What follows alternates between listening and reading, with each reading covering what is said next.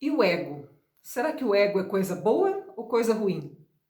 Tantas vezes nós ouvimos coisas boas, coisas positivas em relação ao ego, e outras vezes coisas horríveis e tenebrosas a respeito do ego. Mas afinal de contas, o que o ego é? Ele é bom ou é ruim?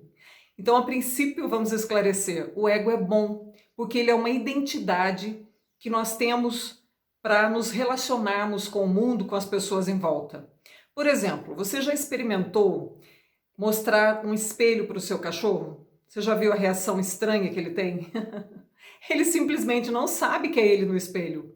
Ele não tem uma identidade para identificar que tem um objeto na frente dele que está mostrando ele para ele mesmo. É muito estranho para o cachorro compreender todas essas coisas. É complexo, embora pareça simples.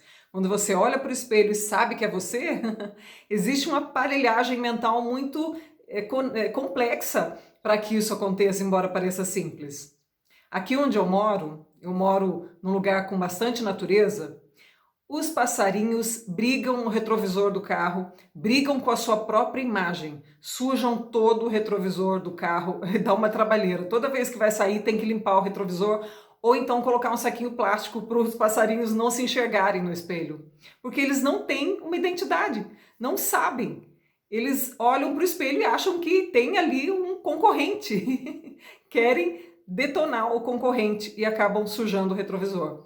Não tem uma identidade. Como é que a identidade vai se formando? Eu vou falar a respeito de mim mesma, vai ficar muito fácil e você nunca mais vai esquecer. Então, imagina eu, pequenininha, acabei de nascer, tinha passado 9 meses na barriga de mamãe, então eu não sabia se era mamãe, se era eu, se mamãe era eu, se eu era mamãe. Não tinha também uma identidade. Mas a partir de que eu nasci, as pessoas foram olhando para mim e dizendo coisas a meu respeito.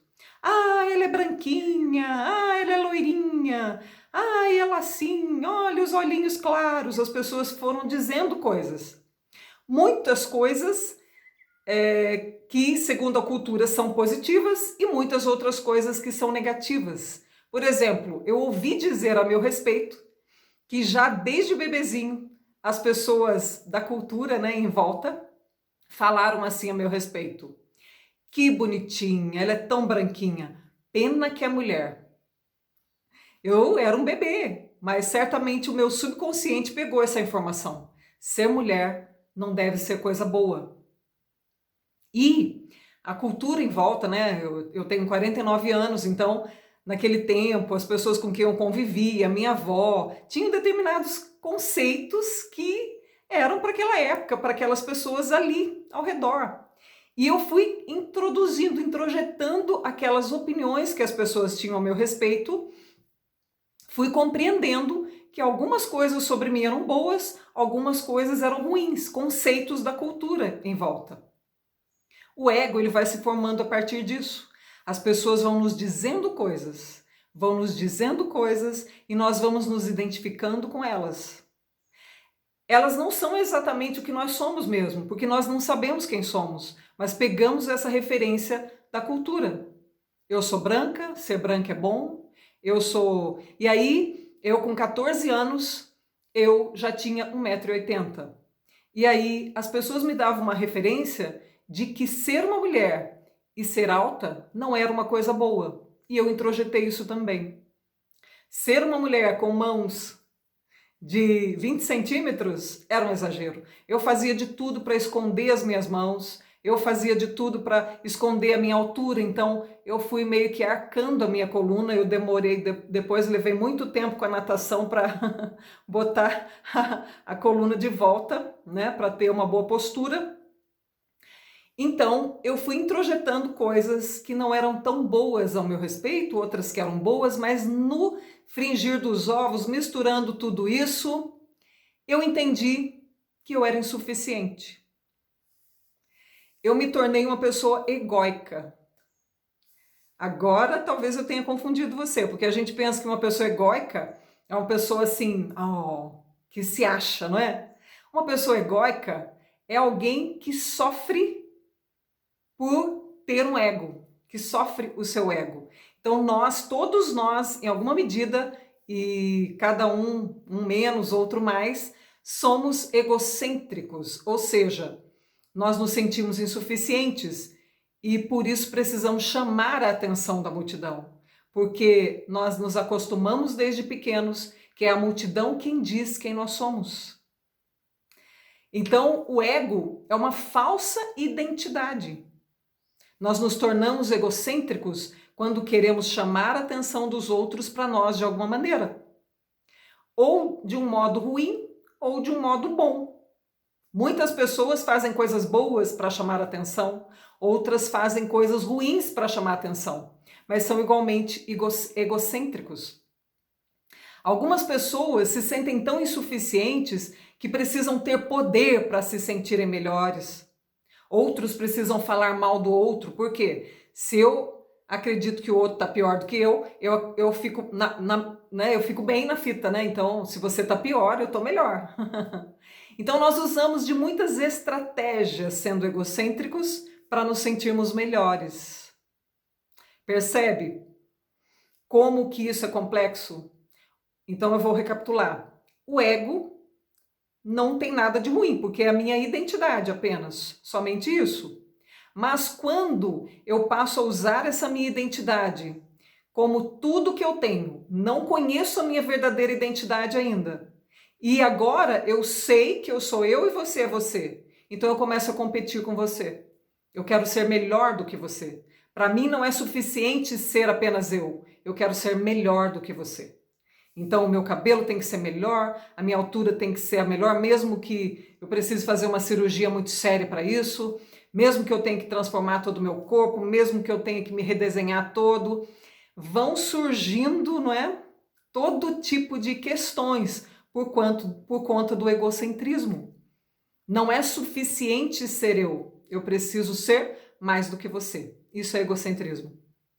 A autoestima está muito longe do ego. Tem gente que pensa, ai, fulano tem um ego elevado, fulano tem uma boa autoestima. Está muito longe disso. A autoestima é quando a pessoa sabe realmente o seu valor, porque ela realmente sabe quem ela é. A autoestima é outro nível. Uma pessoa egocêntrica, ela não sabe o seu valor, porque alguém tem que dizer o tempo todo para ela qual é o seu valor. Se alguém diz para ela, você é linda, maravilhosa, ela fica com aquilo. Se alguém diz, você é um fracasso, ela também fica com aquilo. Olha como nós ficamos vulneráveis nesse posicionamento egóico. Ora, eu sou um vilão, ora, eu sou uma vítima. Porque em algumas circunstâncias eu vou me sentir melhor do que o outro. Em algumas circunstâncias eu vou me sentir inferior ao outro. O ego faz tudo isso com você. O ego, quando ele está na vivência do egocentrismo. Então o ego pode ser bom quando ele é apenas a minha identidade, mas quando eu o vivencio como egocentrismo, é ruim. Mas então como é que tudo isso pode ser encarado dentro de uma vivência individual? Eu, por exemplo, por tudo que entendi sobre mim, que ser mulher não era assim tão bom, que ser alta não era assim tão bom, eu me senti um fracasso, de fato um fracasso. E aí eu desenvolvi uma fobia social por conta disso. Como eu me comportava? Eu tinha medo de tudo. Tinha medo de que as pessoas me olhassem, tinha medo que as pessoas vissem defeitos. Eu o tempo todo tinha dificuldade de convivência. Tinha medo de ir ali na esquina, porque eu pensava, na minha cabeça, eu calculava por causa da fobia social. Tem pessoas ali na rua, eu vou atravessar a rua, as pessoas vão ver, e se eu não atravessar no tempo certo? E se E se eu chegar lá e eu vou pedir o pão, e se o rapaz me dá o pão errado e eu não sei como reclamar? E se depois no caixa a pessoa me der o troco errado, eu não vou saber o que fazer? Eu calculava tudo. Todas as coisas que eu fazia, cada ato, cada detalhe, eram totalmente calculados. Então, a síndrome do pensamento acelerado, eu não tinha paz, não tinha sossego. O tempo todo eu acreditava que pessoas estavam me olhando, pessoas estavam me julgando. É tão interessante porque ao mesmo tempo que eu me sentia muito pequena, né? Porque eu sou frustrada em tudo, me sentia frustrada, ao mesmo tempo eu me achava muito importante, percebe? Como é que essa questão do ego funciona? Ao mesmo tempo pequena, porque eu achava que eu era frustrada, ao mesmo tempo achava que eu estava sendo percebida por todo mundo. Eu achava que, né, qualquer lugar que eu fosse, todo mundo estava me vendo.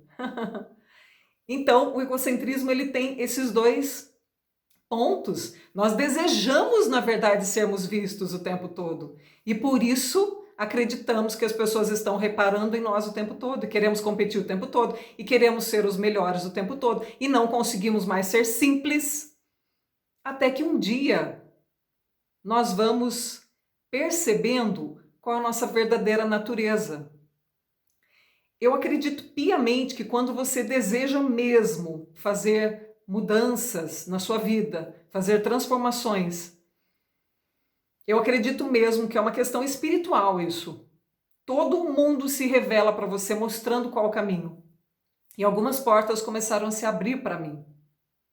Eu lembro, por exemplo, que na faculdade, quando eu entrei na faculdade de psicologia, porque foi um risco ir fazer psicologia no nível de timidez que eu tinha, mas eu fui mesmo assim. E lembro que já no primeiro ano aconteceu um episódio interessante, que a professora de português deu uma prova, né, para a classe toda, e depois da correção da prova, ela foi entregar, e ela entregava por ordem alfabética. E ela não entregava a minha prova. Ela entregou a de todo mundo e pulou a minha. Imagina uma pessoa com fobia social. Se você já teve uma pontinha, você sabe o que eu estou dizendo. Eu entrei em pânico. Eu acho que eu fiquei roxa. Eu entrei quase em desespero, porque eu pensei, e agora? Ou ela perdeu a minha prova, ou então eu tirei 0 e ela vai me escorraçar na frente de todo mundo, e quando ela falar que eu tirei 0, vai ser tão humilhante que eu nunca mais vou poder voltar para a faculdade. E agora? Meu pai já pagou todo esse tempo de faculdade para mim, já... Ai, meu Deus, e agora? Na minha mente era assim, tudo muito difícil. E aí, de repente, quando ela terminou de entregar todas, ela pegou a minha prova e disse, que belezinha! E eu fiquei chocada, não é? Porque era a minha prova e ninguém nunca tinha tirado aquela nota com uma professora antes, com aquela professora antes, né? Ela era uma professora bastante rígida e ela dava aula de redação para nós. E eu nem foi nota 10 que eu tirei, não. Mas aquela professora era bastante rígida, ninguém tinha tirado aquela nota com ela. Eu não lembro se foi 9, 9,5, algo assim. E a partir daí, as pessoas começaram a me respeitar um pouco mais ali na faculdade. Não só a minha sala, como outras salas também. Porque as pessoas diziam, olha, ela conseguiu tirar essa nota com tal professora. E a professora me encontrava pelo corredor e falava, e aí, vai repetir a façanha? Então eu fiquei famosa. Comecei a me achar um pouquinho capaz de dar um saltinho um pouquinho maior. Comecei a aumentar a minha consciência de que eu podia fazer alguma coisa melhor. Comecei a me revelar um pouco mais, comecei a me arriscar um pouco mais. E a partir daí, eu comecei a ver quem eu era de verdade segundo a minha própria visão. E sabe o que eu descobri? Que a minha própria visão precisava combinar com a visão do meu Criador. Então eu descobri que a minha verdadeira identidade é espiritual. O egocentrismo, ele tem então esse reverso, que é a espiritualidade.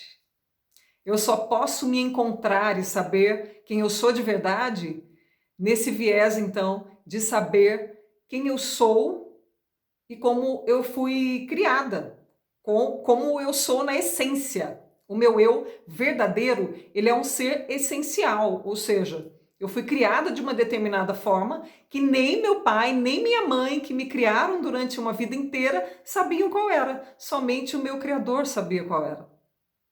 Isso é fascinante. Você começa a descobrir, então, nesse ponto, que você pode pensar sobre você de uma forma muito nova e muito diferente.